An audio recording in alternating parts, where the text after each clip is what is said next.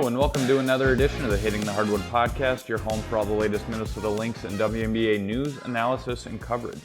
Thank you for tuning into another episode this week. I'm your host, Mitchell Hansen.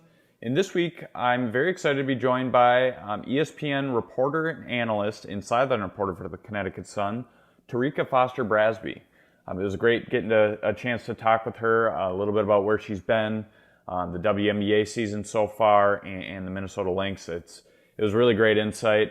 She's part of a very talented team at ESPN, and just kind of in the world of the WNBA and women's basketball, and being able to report on it. And you'll hear in the podcast recording here in a bit that she's extremely knowledgeable about the WNBA for one, and about basketball for one. But she's very tuned in and keyed into the league and all 12 teams. And it was great chatting with her, and not only getting insight about herself and how she's gotten to where she is, into her current position at ESPN and elsewhere, but just kind of hearing her break down each team and different players and the game in general was very entertaining.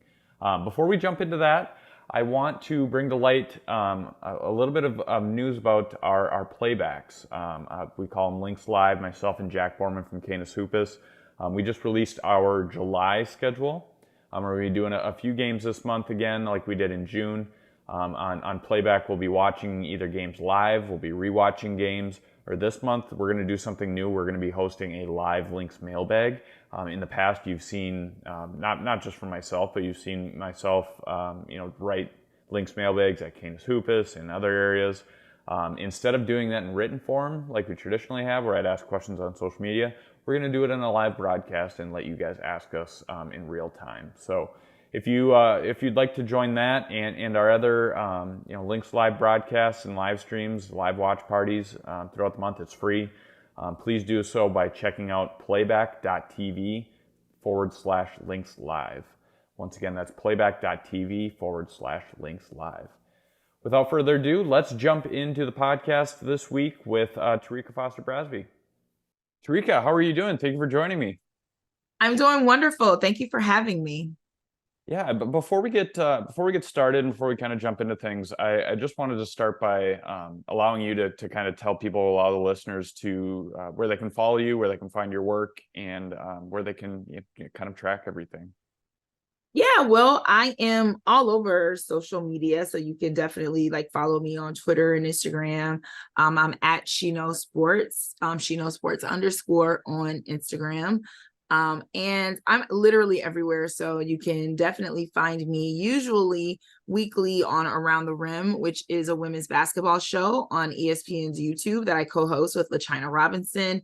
I'm also doing Sideline for the Connecticut Sun. So anytime the Connecticut Sun is on a game, you can usually either catch me on the sideline or hear me doing color commentary for the team on away games. But for the most part, anywhere there's women's basketball, you can most likely find me somewhere lurking around. I do like specifically the show. I do like that you and LaChina do a great job with that, and I'm a regular listener or viewer, so I enjoy it, and I appreciate all the coverage you guys give. Oh, thank you so much. It's great. We've been rocking out for the last 8 seasons, and we've certainly had our fair share of ups and downs, but it's just great to be able to have something of that magnitude this long. Yeah, absolutely. No, it's great. I just kind of want to dive in a little bit before we get into the basketball aspect of things. I wanted to dive in a little bit about you.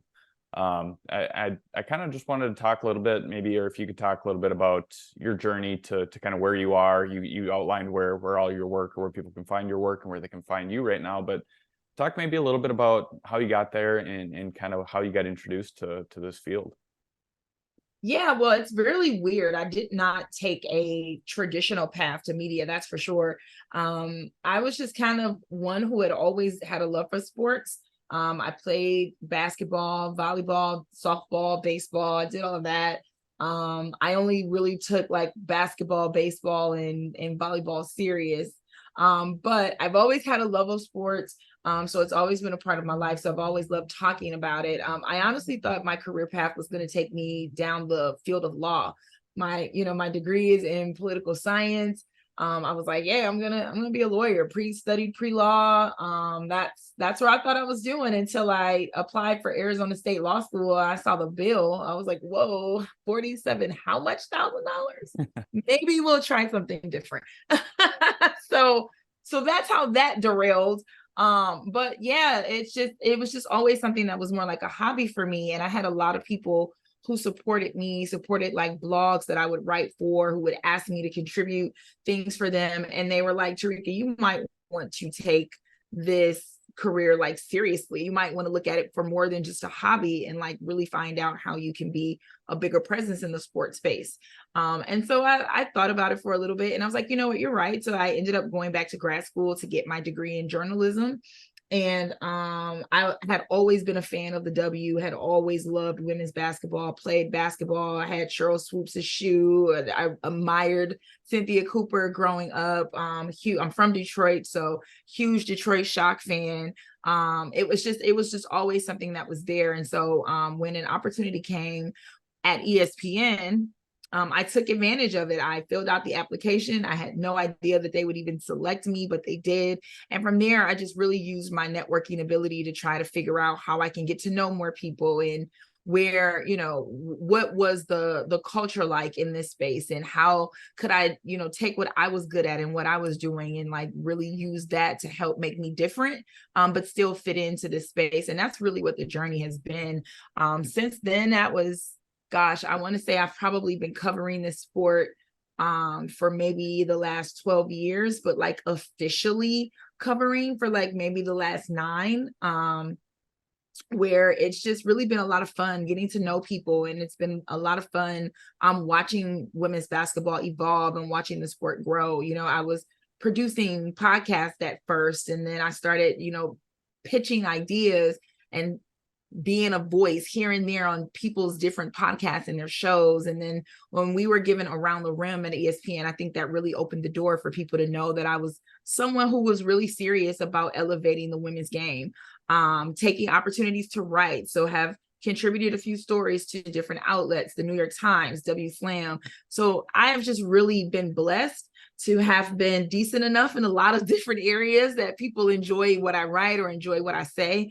But it certainly wasn't a traditional, path for me. I didn't work in a newsroom. I didn't, study journalism in college as an undergrad. So I didn't, work for the school paper or anything like that. It was literally a hobby that I turned into a career. And I have not looked back since. Yeah, it kind of to one of the things you touched on with how fun it is covering the WNBA. I would say that it's maybe, well, maybe it is, different than any other sport that is out there, that maybe the inclusion, the community of even just reporters and writers and bloggers, whoever it may be. It's a big community, and everybody wants to help each other, even inside the league. And that's something that you don't really get to see anywhere else. And that's, I think, what makes it maybe a little bit more fun. It's more inclusive than maybe anything else. You kind of agree with that?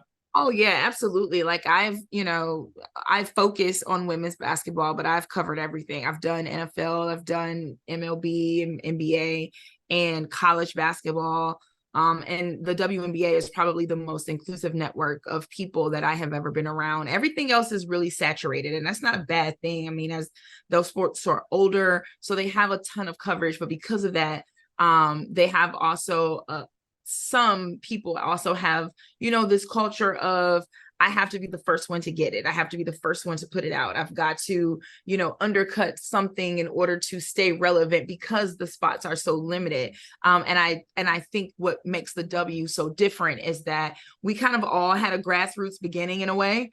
So we all understand this. We all understand the grind. We all understand the hustle. We all understand that in order to grow the sport, there needs to be more people talking about it. There needs to be more people writing about it. So I think that has kind of all played a role in how we get along with each other, how we know each other and talk to each other. And don't get me wrong, there's still moments where, you know, you throw your hand up and you're like, there are gatekeepers everywhere. There are some who still don't quite understand that, you know, there's room for all of us. So it's not entirely perfect, but this is honestly one of the best sports communities in professional sports that I have been a part of. And so I love that I get to cover the WNBA. While it might be smaller than some of the other sports that I have had to cover, it certainly is the most fulfilling for me. Mm-hmm. And it's fun to, you know, I was talking to somebody, I was talking to Rachel Galligan last week on my podcast about the coverage of, you know, anything that you provide. It helps grow the game too. It may be smaller. You know, the game wants to grow, the league wants to grow, but that's part of it too, is getting that high quality coverage and the coverage it deserves. And that's the other kind of fulfilling part, at least from my end of, you know, doing what we do is, you know, we get to help in that in some way. And it's fun being kind of a small part of all of that. I know, absolutely. And Rachel's the best. She's one of the ones who helps to grow the sport in the off season. If you guys aren't following Rachel during free agency and trade deadline, you guys are missing out. Her and Christina Williams are the Wojs, the ones that keep us on our toes. Yes, absolutely. No, they're both great. And yeah, it's fun to even from, you know, like a reporter side, I like following Rachel. I like following, you know, I like following you. I like following Christina. You know, a lot of people's work that you build the relationships too. And it's kind of maybe a friendship of seeing them succeed is great. And also you're a fan at the same time. So it's fun to follow all that stuff. And most of the time I even get my news from Rachel, Christina, or whoever else it may be. So that's great. But when you were talking about, you know, obviously the coverage, part of your coverage is at ESPN. You know, I was right before we got on to record this podcast, you know, I was watching the All-Star selection or team selection show with LaChina, Monica McNutt. They're both great. You know, I've had Alexis Philippou on here, Alexis, a few times, or one, I don't know, maybe a few weeks ago on one of my earlier podcasts. I had Kevin Pelton. I mean, just the list of you know, Emma Vopel or Michael Vopel, you know, the list of, you know, talented individuals, on air writers, you know, it's a lot of fun to follow. What's it like for you to kind of be a part of that big team? Well, I can honestly say it's a dream come true for me, just because I think anyone who ever, you know, wanted to work in sports media had a goal or has a goal at some point to be a part of the ESPN family. It's the mothership, right? So it's definitely a dream come true in that regard. But also it's a little bit of I guess the best way that I can describe it is it's reassuring, right? Because, you know, some of us, again, didn't start off or didn't have the traditional path. And so to be able to be part of a coverage team that includes former coaches, you know, former champions, someone like Emma Vopel, who's been writing about women's basketball for the last 30 years, you know, to sit next to a Carolyn Peck, who is a national champion, first Black woman to win a national championship as a head coach, and have her engage in conversation with you and feel accepted and that your opinions matter, and have her encourage you. Like, that is so reassuring as a young, and I mean, I'll still say young, even though I'm almost 40, dear God. But as a young reporter, like those kinds of things matter. To kind of be figuring it out with Alexa. Alexa was just recently added to the ESPN crew over the last couple of years. And so there have been moments where she and I have been like, we're at this event, we don't know what we're doing, but we're here and we're going to make it happen, right? And like, to have that kind of camaraderie it's very important. And also because I know that, you know, despite sometimes there are moments where folks on social media or others don't quite understand the things that happen in the back channels, but there are a lot of people at ESPN who do and want to help grow women's basketball. And the group that we have is certainly the group that wants to do that. So just to even be a part of seeing, you know, every time there's a new press release that comes out about how the numbers have grown on a game, how the viewership has increased, how we're adding more games to the coverage. Like those things I'm so proud of and so proud to be a part of, because I know when we look back on this years later, I have an opportunity to say, you know, I was a part of seeing that come to fruition, or it was one of my ideas that generated something that people love and people enjoy. So it's definitely amazing to work with the people that we work with, and just have this opportunity to really take advantage of everyone wanting to get in on the WNBA right now. Like at some point, it was kind of one of those things where people overlooked the league, and now it's so hot. Like everyone wants to get in on women's basketball right now, and I'm glad that I'm already a part of it. Mm-hmm. When it comes to your career, do you have any, you know, favorite moments? Maybe it was getting hired at ESPN. Do you have any favorite moments or memories that kind of stand out to you to this point in your career? Oh gosh, there's so many. It's crazy. There are a ton of moments that are just like, wow, that's really pretty dope. I remember the first time I interviewed Cynthia Cooper. I was just like, I had my video up, and it was in radio I was producing. I produced for 6.5 years. And this one particular moment, I could not, the China was not able to make the interview. So she was like, Terrika, just do the interview for us so that we can have it. And in my mind, I was like, what? You want me to interview Cynthia Cooper? What do I say? Like, oh my God. Because she was just so big. One of my favorite players growing up. And so I'm talking to her in the calmest voice, and I have my questions all written out, but I'm really on video going freaking berserk because I cannot believe that I'm on the phone with Cynthia Cooper. So like, to me, that's like one of the better or more favorite moments. I also had some really bad moments too. I will never forget the late great Vin Scully. And for anyone who's not aware of who Vin Scully is, he was the voice of Dodgers baseball for years. And I was doing an episode of Baseball Tonight, and I was with Buster Olney, and I was like so shocked that I was sitting there and having the opportunity to record Vin Scully that I forgot to push the record button. Oh, no. So they're like already like 5 minutes into the interview, and I'm like, holy crap, how do I tell Buster and Vin that I'm actually not recording this? It was the absolute worst. I was just so, in my feelings, and I was so like nervous that I was doing everything wrong. So I didn't record it. I tried to start it over. I ended up hanging up on Vin Scully. It was just a terrible showing. I never recorded another BBTN again after that. So that just kind of lets you know how they were like, we're going to keep you away from those people. So it's so I've definitely had I've had my good and my bad moments, believe me. Yeah. Oh, that's funny. Thank you for sharing those. Those are not, I don't want to say funny, but looking back on it, yeah, I'm sure at the time it wasn't great. But... I'm forever known as the girl who hung up on Vin Scully. Oh, that's funny. Let's dive a little bit into some WNBA talk. Obviously we're kind of nearing we are nearing the midway point in the season, getting up on All-Star break. What are your thoughts on what we've seen so far, and is it any different than maybe what you thought we'd see going into the year?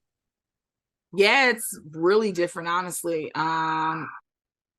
Didn't quite expect the Vegas Aces to be this good. I mean, I expected them to be good, absolutely, but we're literally halfway through the season and they've only lost 2 games. Like, that is exceptionally good. And so I'm super excited to see what they will continue to do as they continue to gel and adjust and get better throughout the second half of the season. I am also, I want to say impressed with Connecticut. No one expected them to be in the position that they're in. And even after losing a huge piece to their offense in Brianna Jones, they're still, one of the top 3 teams in the league. So impressed with them for sure.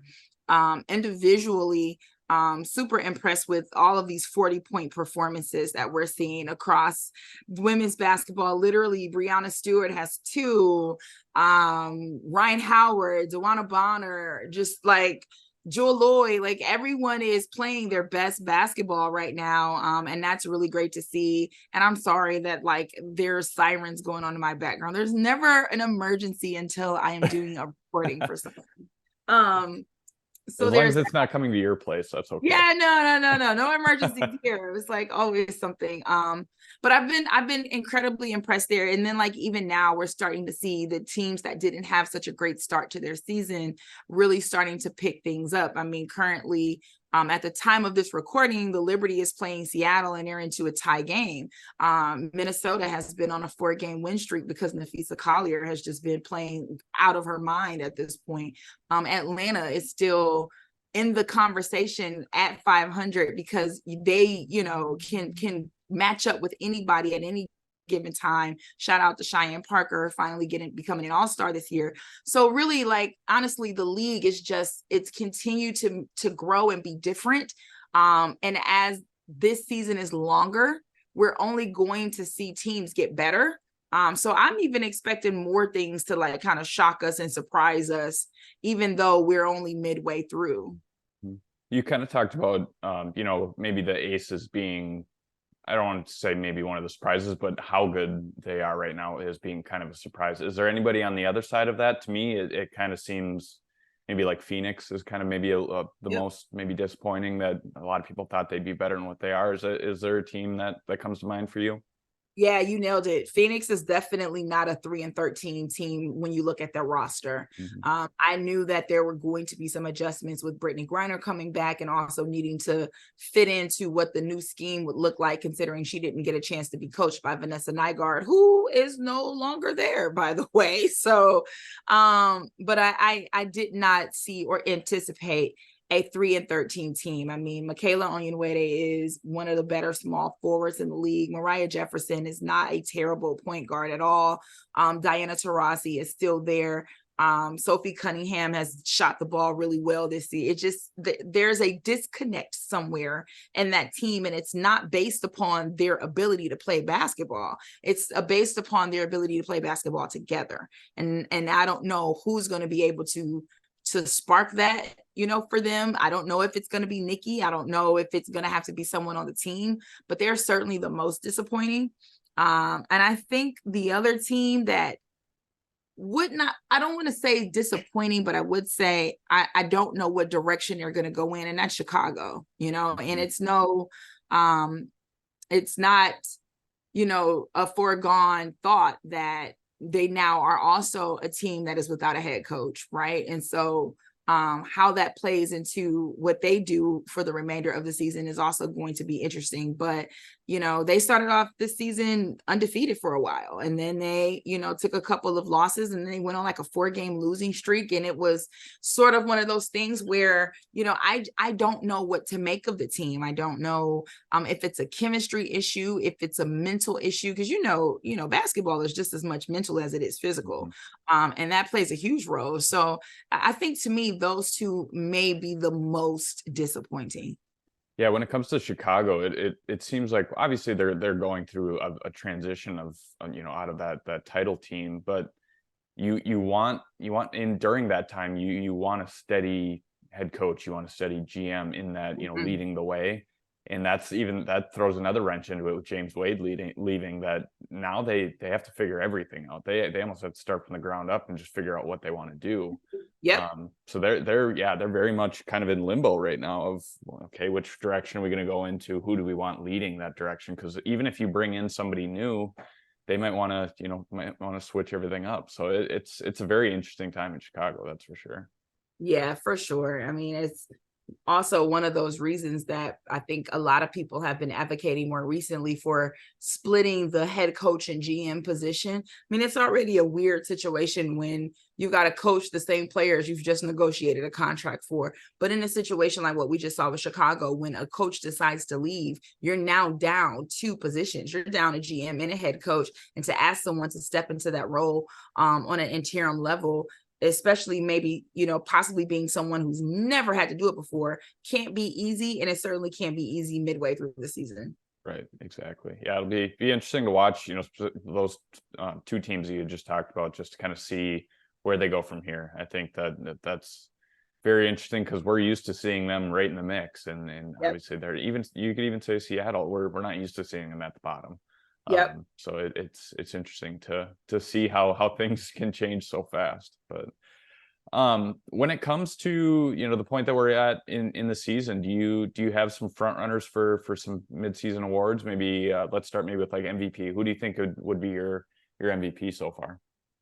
Well, at the beginning of the season, I said my MVP would probably be Alyssa Thomas. So I'm not taking her out of the top 3, but I think the front runner right now has to absolutely be Breanna Stewart. Just the fact that she has been carrying the New York Liberty, 2 40-point performances. She's an all-star captain once again. She's just honestly playing the kind of basketball that I think we all knew and expected her to play, but just on a different level. When Stewie's on, she's on. And there aren't many people that's going to be able to stop her or stop what she's doing. I can't see at this point in the season right now, if I had to give the award away, it would most likely have to be to Breanna Stewart as the MVP. But I'm not ruling out Alyssa Thomas. Okay. Mhm. Like Alyssa is she's still someone who I think has an opportunity. I mean, if this Connecticut team finds a way to sneak into the WNBA finals again, I mean, hello. So yeah, I think that's the front runner for me. When I think about most improved, I actually think about Satu Sabali. Satu Sabali is a premier person for Dallas. And I say person because she does so many things, right?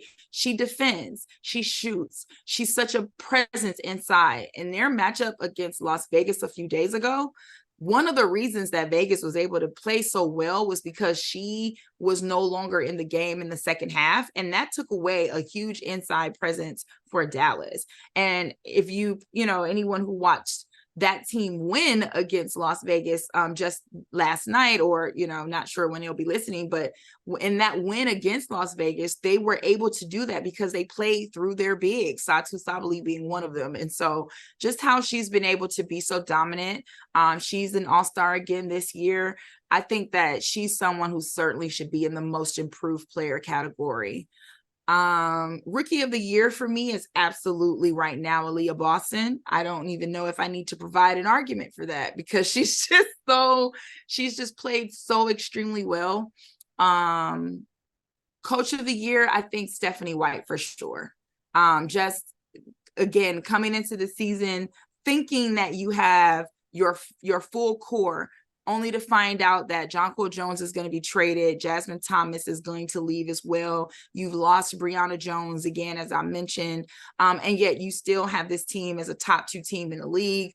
Connecticut is playing like a faster paced game. They're more offensively sound than they have been, but still keeping to their defensive identity. I just think that she really has the players' trust, and has really built a great coaching staff with the idea of former players being the key to that. Majority of her coaching staff are all former WNBA players, former basketball players, and I think that resonates a little differently with athletes currently. They know that where they're coming from and where they've been, and that you see the floor in a way that they see the floor. So she's certainly leading my coach of the year category. But I don't know. I think that's all I got. Oh, 6 women of the year. I have no idea who could be 6 women of the year right now. That's a tough one for me. Yeah, I agree. It's almost seemed like the players that were in that conversation last year are now firmly in the starting lineup. And that one's always kind of a gray area for me because a lot of players do swap between starter and coming off the bench. And we regularly see that. But I would say, like, if coming into the year, I might be a little bit biased because I've paid it or kind of been tuned into them a little bit more. I thought Ariel Powers was kind of be maybe that 6th player of the year, but I could have seen that. I was worried though, honestly, because I didn't understand like, and I know Cheryl is the kind of coach who wants to make people earn their spots, and that's just how she is.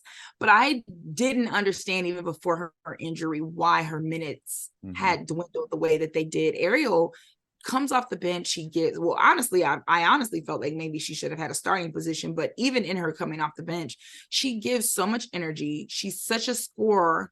I didn't understand why she wasn't playing as much, considering that the one thing that I criticized Minnesota on was that they needed to find a way to find other people to get them buckets outside of Nafisa. If Kayla McBride isn't on, Aerial Powers to me had to be the next go-to. And I was just not understanding Cheryl's where her mindset was or her strategy and placing Ariel where she was placing her. Yeah, it's been a kind of an interesting storyline all year long. I mean, right now she's obviously dealing with some ankle issues, so that's why she's been out. But I mean, even when she was healthy, it was a very odd story and kind of dynamic there. So hopefully she's able to get back healthy soon, and if and when she does, that'll be a interesting thing to see unfold and how she kind of fits back into everything. I could, depending on what happens with Minnesota, I could maybe even see them seeing if they could, maybe try and cut ties with her and let her go somewhere else if she is healthy. But yeah, I could see that too. Yeah. But I will say Minnesota has certainly been a team that has shocked me in the way that, or let me rephrase, I won't say shocked me. I will say on brand. And by on brand, I mean, you can never count a team that is coached by Cheryl Reeve out. You never can. And so granted, they didn't start the season the way that they typically start a season. And I certainly feel like they are still trying to find who they are and what their identity is in a post Sylvia Fowles era. But I also feel like it is not surprising to me that this team is continuing to climb the ranks, and slowly but surely, as we get towards the end of the season, I can still see Minnesota as a team that could possibly be in position for a playoff spot. It just wouldn't surprise me at all. Now, to be honest, I see them possibly battling with Seattle for that spot, because Seattle, again, is another team that, while haven't had started the way that they want to, they're getting Gabby Williams back. Jewel Lloyd still is a key factor for them. So I can see a Minnesota-Seattle kind of battle at the bottom of the standings for who could get that 8 or that 7 seed. But yeah, Minnesota, I'm not surprised. I wasn't worried per se about them, because I knew that the Lynx have way too many pieces who do know how to get hot effectively, that can really help propel them, and still not playing with Jessica Shepard, right? So like we're like, this is happening without another major piece to their offense. Yeah, and it's weird that what I think it's the last 3 years, they've started the year at least 0-4. This year was 0-6, but they've turned it around each year. And I mean, last year they finished just short of a playoff spot, but they've been able to figure that out. And I don't know what the recipe is. I don't know if it's, maybe the new faces that come in each off season. It's hard to kind of adjust to all of that. I understand that aspect of things, especially this year with the complete new look of the team. But like you said, it seems like Cheryl figures something out, and they end up turning it around at least at some point. Now, whether that's sustainable or not, well, that's to be determined. But they're playing some great basketball right now, and it's been fun to watch. Yeah, agreed. Nafisa Collier, all-star, certainly going to be in the MVP conversation if she keeps it up. She's had like 4 30-plus point games. Like she's, and this is all coming back from maternity leave. Like, sis, I couldn't play like this with 20 years worth of time. You're playing like this after having a baby. You're amazing. Yeah. I mean, even just seeing her come back last year, I understandably so, she wasn't to any, form of what she is now last year, just because she wasn't back to full strength, and who could blame her? But just to see her actually come back and play in a WNBA game last year was unbelievable. Wild. Wild. Yeah. I don't know how she did it, but let's kind of dive a little bit more into the Lynx. We kind of jumped into it a little bit there, but what do you think of the team that we have seen so far? You talked about Nafisa Collier, Kayla McBride playing a little bit of a role, but What do you think's been working so well for Minnesota, even, during this strong stretch that they've had? Well, one thing that I do think that has worked well for them is the way that they've been incorporating Diamond Miller. I know that she missed about 7 or 8 games due to an injury, and that was very unfortunate because she was really starting to find a rhythm. And I think that whatever she was doing in that time off, she must have maintained some type of workout plan or session, because she jumped back into it, getting back into the rhythm, and even elevating it from when she left. I think she had like 18 points in her first game back, 16 points after that. Like, that's kind of what Minnesota needed, because not Minnesota had, to me, this Lynx team teeters defensively and sometimes doesn't show up offensively. And their defense had been what had honestly won them a lot of games, but they had to figure out how to get other people active on the offensive end of the basketball. And that, I think, is what Diamond Miller was able to bring to them upon her return back from injury. And you could see that once she had a lot of the energy, and with Fee having a lot of the energy and being someone that you can count on late in games. I've heard Cheryl in a few press conferences say, I want Nafisa to be aggressive. I want her to be dominant. I need her to be the person that we can get the ball to and be comfortable in her shots, right? So you hear that, you see that, right? But at the same time that you're seeing that and you're hearing that, someone's got to get her the ball, right? Someone's got to be aggressive on their side as well. So I've been starting to see that more from Diamond. I've also been starting to see that more from Lindsay Allen. And that's someone who I think has the potential to be an even bigger role player than she has been. She's a solid point guard, and we need her to be a bit more, to give a bit more, give a bit extra, take care of the basketball a bit more, and just continue to create that kind of space that can get, Fee open the ball, that can push off of Diamond Miller. And so I like those things, but there is still, there's still some things that are missing that can propel this team to the next level. And I think just being able to, one, continue to find an offensive rhythm day in and day out, and not just here and there. And then two, just obviously being bigger, providing and being a bigger presence inside. And I think they'll be able to do that once they get Jessica Shepard back. But when you're playing against some of the bigger teams, that's a thing that you're certainly going to want to have to, that you're going to have to beef up on. But I'm excited to see. I think Dorka has done a great job as well, trying to come in, stepping into the starting lineup a couple games, trying to provide that inside presence that has been missing in Shepard's absence.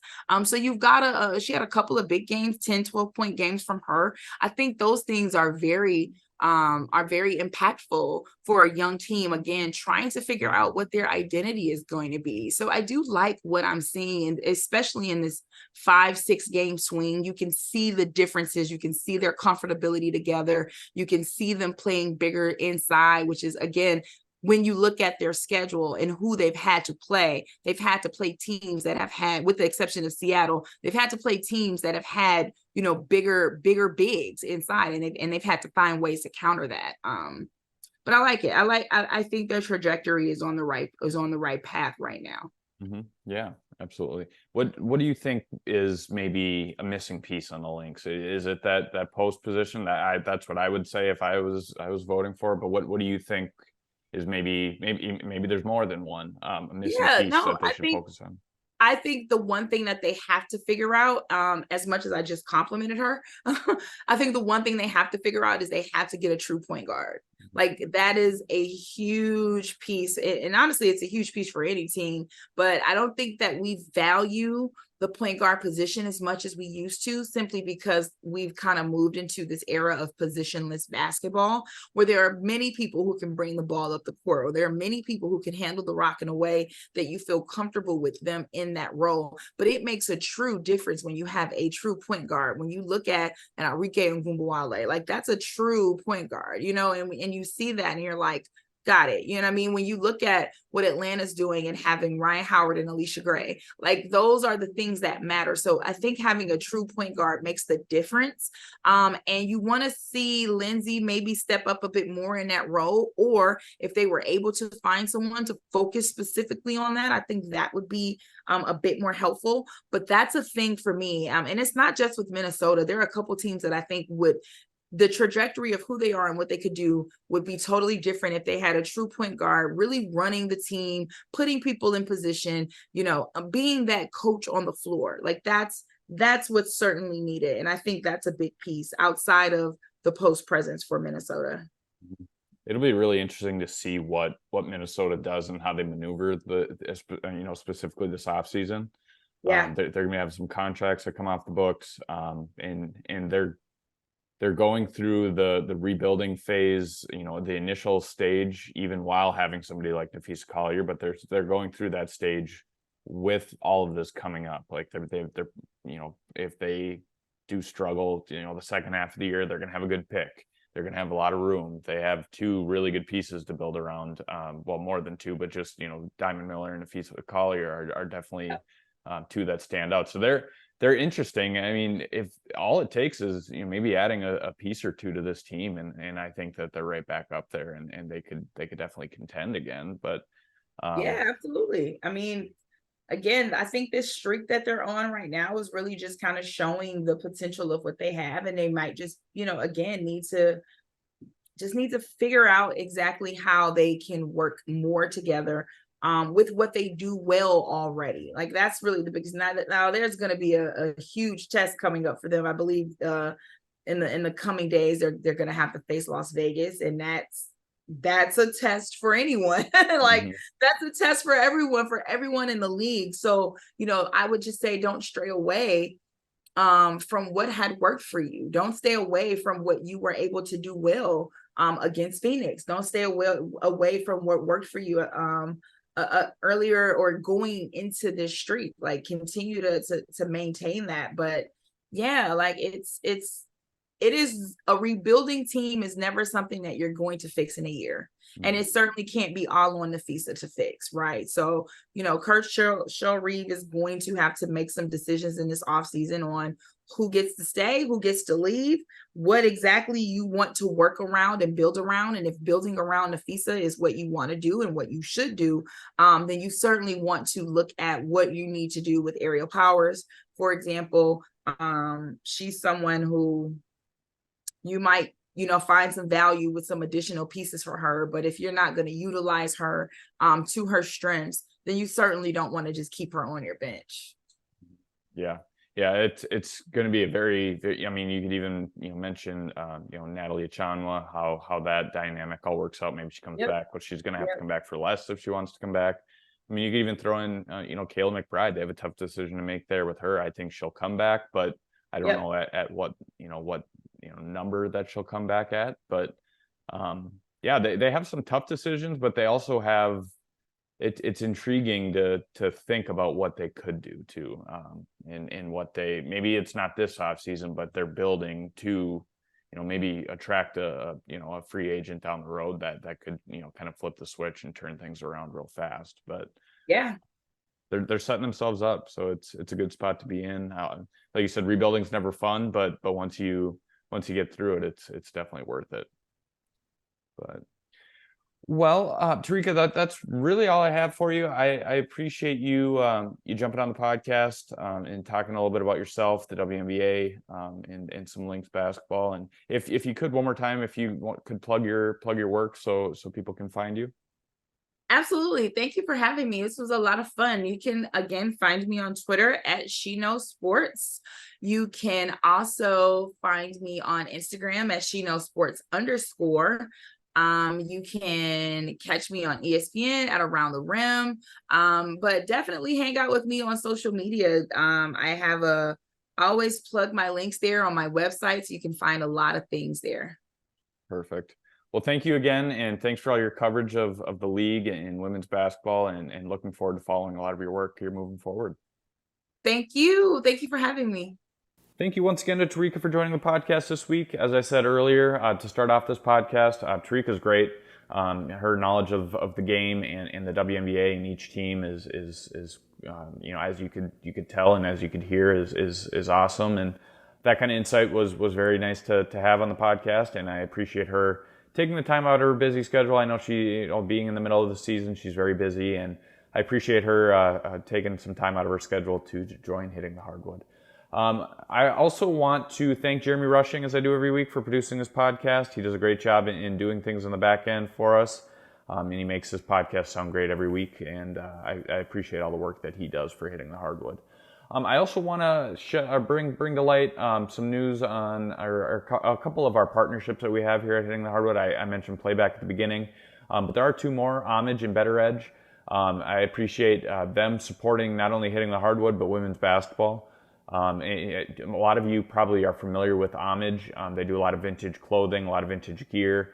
They do Lynx gear, they do WNBA gear, any other WNBA team, specifically for the WNBA I'm speaking. They do every team's logo on a t-shirt, on a sweatshirt, both extremely comfortable. I've talked to multiple people, even just around the league that have the gear, and they absolutely love it. So go check them out. It's Homage, HOMAGE.com. And check us out on social media, or check out actually the Hitting Hardwood website. And you can find that on social media. Go to our partners page, check out all of our partners, but check out Homage. Click on those links for WNBA gear or Lynx gear. Every item you purchase through that will come back and support Hitting the Hardwood. So we appreciate everything that you can do. Otherwise, at least just go check them out. You don't even have to get WNBA gear. You can get any of their vintage gear or other gear that they have. It's a lot of great stuff, and it's extremely comfy too. The other one is Better Edge, as I mentioned. Better Edge, betteredge.com, BETTOR edge.com. I've loved using Better Edge this year. Better Edge they're not only great partners, but their platform that they have is a lot of fun to use, and it's very user friendly. And I oftentimes bet on WNBA games, sports in general, specifically WNBA games. I've bet all year long. You can do anything from betting, with yourself on whatever you might want to bet each game that you want to bet each night that's on the schedule. You can do that. You can do competitions. I regularly do competitions through Hitting the Hardwood on there. You can come compete against me, take my money, compete against other fans, other friends, other people on that platform. So go check them out. And then if you're signing up for the first time user, check out betteredge.com/links. And when you do so, make sure you follow Hitting the Hardwood, first of all. And then secondly, if you're signing up, use the promo code LYNX, LYNX, and you get free $20 in free play to begin playing. So at least check that out and go check out Better Edge.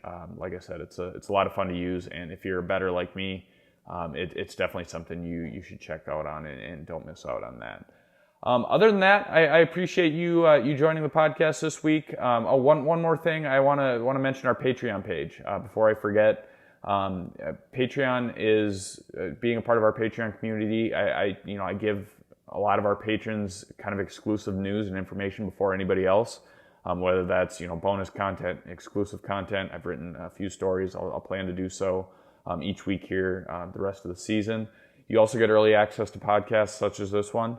You can get podcasts every Monday rather than every Tuesday like everybody else does, and it's very cheap to do so. I don't do it for the money, but that helps, with the longevity and kind of ensuring the longevity of this podcast, so we can make it even bigger and even better. So I appreciate anything you can do. If you don't want to, spend the money right away, start a 7-day free trial, test it out.